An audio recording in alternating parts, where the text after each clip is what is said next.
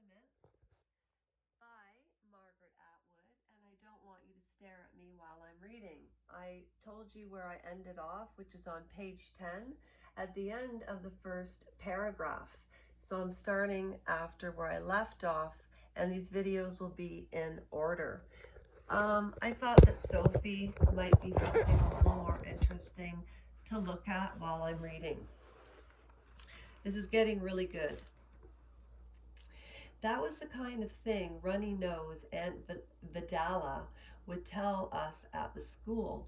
We were doing petty point embroidery for handkerchiefs and footstools and framed pictures, flowers in a vase, fruit in a bowl were the favored patterns.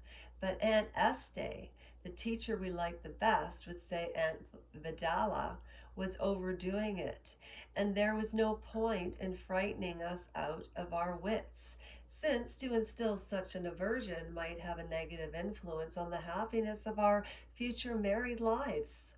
All men are not like that, girls, she would say soothingly. The better kind have superior characters. Some of them have decent restraint. And once you are married, it will seem quite different to you, and the very fearsome, and not very fearsome at all. Again, I repeat, and once you are married, it will seem quite different to you and not very fearsome at all. So take peace in that. Not that she would know anything about it, since the aunts were not married. They were not allowed to be. That was why they could have writing and books.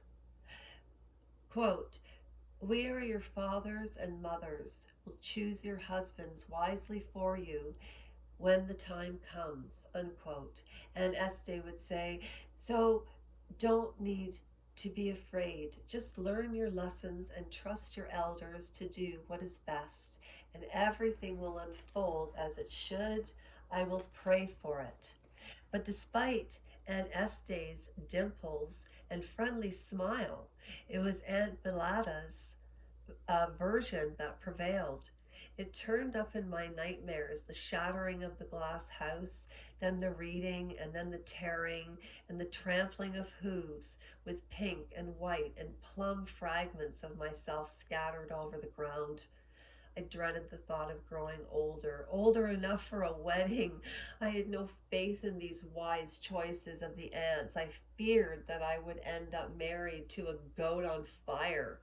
The pink, the white, and the plum dresses were just rules, the rule for special girls like us, ordinary girls from eco, oh, oh, econo families, econo families, yeah, econo families were the same thing all the time.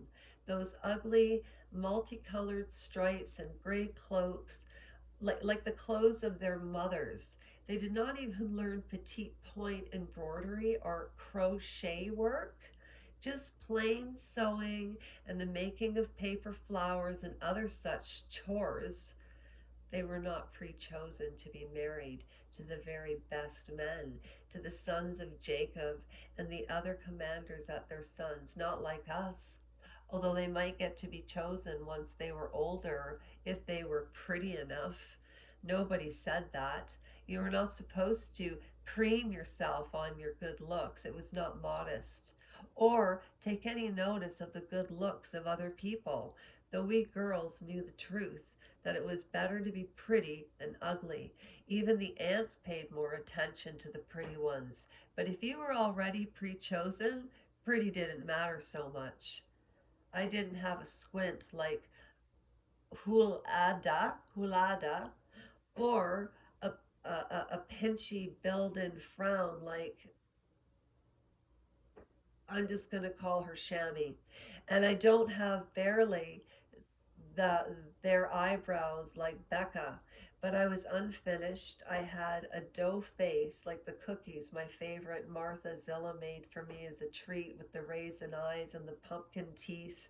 But though I was not especially pretty, I was very, very chosen. doubly chosen, not only pre chosen to marry a commander, but chosen in the first place by Tabitha, who was my mother. That is what Tabitha used to tell me.